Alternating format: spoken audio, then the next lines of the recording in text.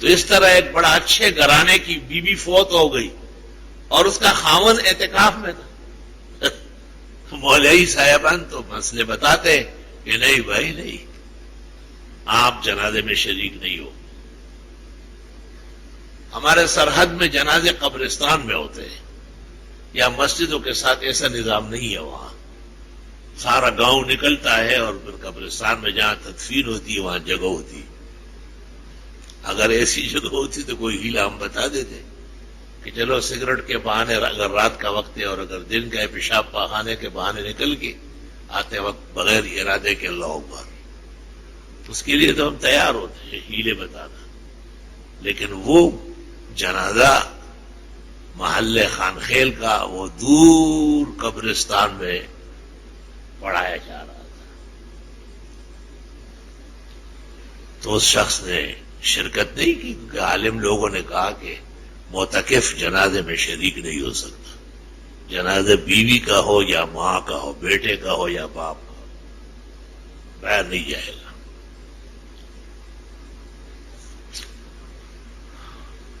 تو جب مجھے موقع مل گیا وہاں حاضری کا، میں نے جا کے، میرے اچھے لوگ ہیں اور بہت قدردان ہیں، ہمارے اپنے گھرانے جیسے ہیں، میں بھی خدمت میں تعزیت کے لیے حاضر ہوا ہوں، مرحوموں کے لیے دعا اور ان کو تب تسلی.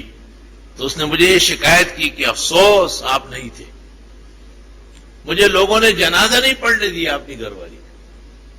یہ اتنا سخت شریعت ہے. میں نے کہا سخت نہیں ہے، بہت نرم ہے.